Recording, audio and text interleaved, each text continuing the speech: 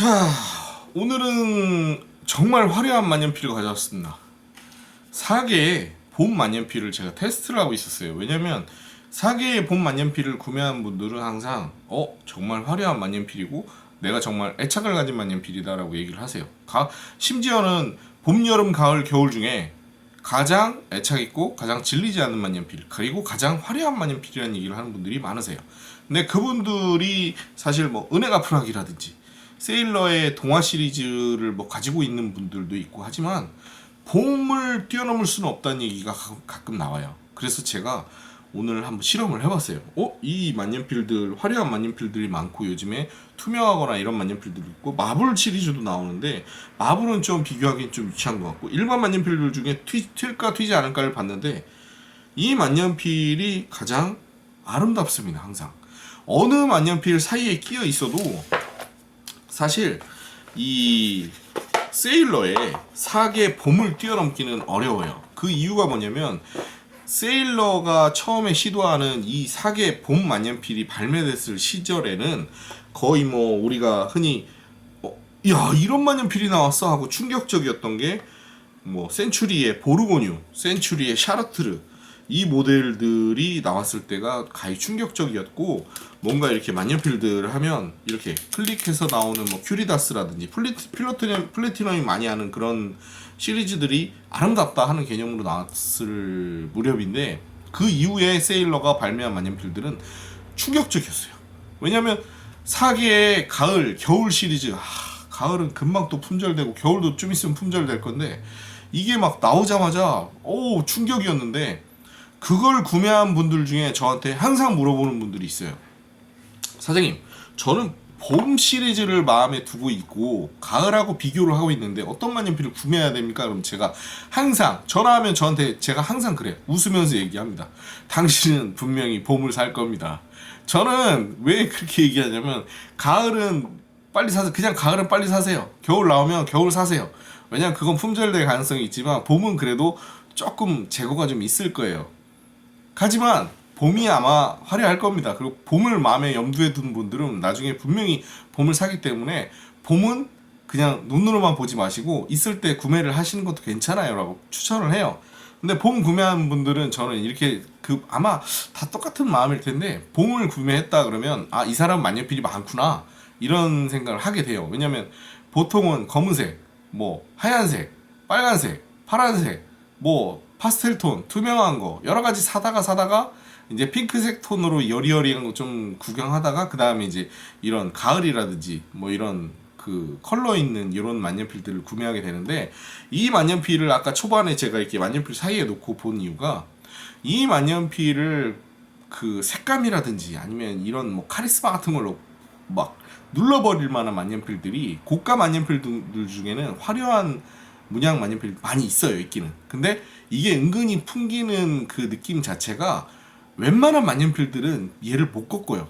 웬만한 만년필들은. 왜냐면 우리 흔히 이 4개의 봄 시리즈를 그렇게 생각하시는 분들이 있어요. 이거 사진상으로 보거나 아니면 일반적으로 우리가 4개 시리즈 중에 그냥 눈에서 이게 살짝 없어지는 만년필이기 때문에 이게 원톤이겠거니라고 생각을 하는데 4개 만년필 봄은 원톤이 아니고 이게 그 펜촉은 원톤이에요. 근데 바디가 투톤이라고 보시면 됩니다. 왜냐면 캡하고 캡 색깔은 캡은 보시면 이런 진짜 신라 귀족처럼 생긴 컬러를 가지고 있고 그립부마저도 그런 컬러입니다.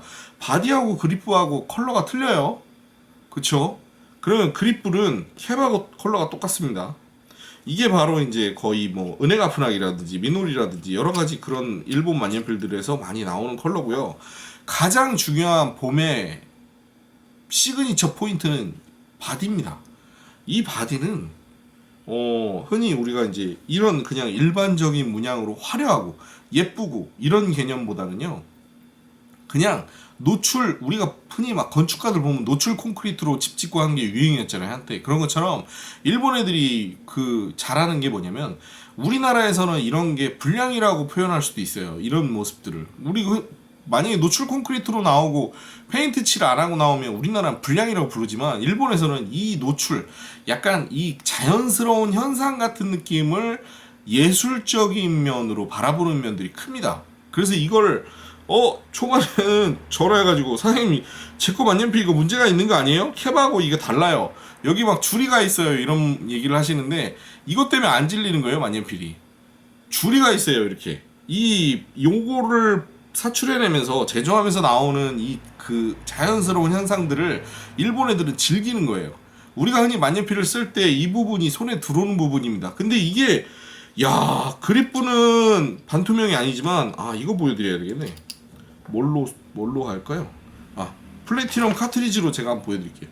자, 보시면 카트리지 들어갑니다. 들어가요. 어두워졌죠? 밝아졌죠? 어두워졌죠? 밝아졌죠? 반투명이에요. 컨버터가 보일 거예요. 이게 들어가면. 이게 얼마나 아름답냐면 진주 같은 느낌이 있어요.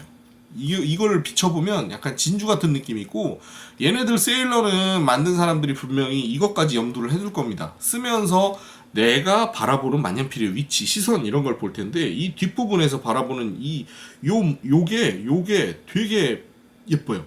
진짜 진주를 펴바르듯이 이렇게 요 부분이 시그니처예요. 그래서 봄 만년필은 아는 사람들은 알고, 봄 만년필 갖고 있는 사람은 제가 장난컨대 다른 사람들은 이거 안 썼으면 좋겠다 이런 생각 할걸요? 그 정도로 아름다운 만년필이 봄입니다. 가을, 겨울이 화려하고 정말 충격적이고 이쁘고 막 확 와닿고 예뻐요. 근데 정작 질리지 않고 내가 아끼는 만년필은 봄일 거예요, 거의. 그래서 보시면 디자인 하나로 일단 끝났어요. 펜촉은 14K EF, MF 나옵니다. 저는 개인적으로는 MF를 권하는데 세일러는 EF가 거의 뭐 최고의 촉이라고 불리죠. 세필 쪽에서는. 세필로 갈수록 날카로워져요, 펜촉이. 근데 세일러 EF는 그 날카로움 중에도 부드럽단 말이에요. 근데 MF가 저는 좋은 게 나이가 들면 들수록 약간 MF보다는 좀 더 굵은 촉 쓰시는 게 좋아요. 그래서 저는 MF 촉을 권장하는 게, 사계에서는 무조건 MF 촉입니다. 저는 개인적으로. 이거 MF 촉은 근데 구형 촉이 좀 남아 있을 거예요. 아무튼 쓰시다가 보면 이게 이 손에 들어오는 부분, 이게 진짜 괜찮고요. 그리고 장시간 필기에도 점점 손에 힘을 빼고 쓰는 연습을 하면서 이제 쓰시다 보면, 이거는 손목 통증이라든지 이런 데에 이제 있으신 분들한테는 이걸 추천하고 권장을 해요. 저 때문에 손목 통증 때문에 이제 뭐 유럽 만년필 쓰다가 오신 분들은 주로 이제 이 사계 모델이라든지 이 봄이라든지 이런 거 쓰는데, 요거 쓰면서도 저한테 얘기하시는 분들은 많아요. 봄 쓰고 있는데 너무 아깝다고. 이거 만년필 망가질까봐 이거 너무 아까워요. 왜 그러냐면 이게 여리여리해서 그래요. 너무 예쁜 만년필이 사실은 봄이라고 생각하시면 됩니다. 저는 개인적으로 봄 만년필은 정말 화려한 만년필, 그냥 사진이라든지 그냥 누가 갖고 있다 그러면 그냥 그런 만년필로 보일 텐데, 지금 영상으로 보시면 아시겠지만 이 바디 톤이 다르다는 거 하나만으로 해도 정말 어디에 갖다 놔도 이 만년필이 눈에 들어올 거예요. 그리고 애착이 생기면 가장 마음에 와닿는 만년필, 내가 쓰고 있다라는 개념으로 볼 때 내 손에 들어왔을 때 가장 애착이 오는 만년필이 봄이 아닐까라고 생각합니다. 그래서 이 사계 만년필이 동화랑 뭐 이런 걸 모든 그 시키오리 시리즈를 통틀어서 저는 이 만년필이 가장 화려하다고 생각합니다. 이 화려한 만년필은 클릭 하셔가지고 한번 구경 한번 해보세요. 여기 자, 들어오시나요? 예, 세상에서 가장 화려한 만년필입니다. 여기까지 하겠습니다.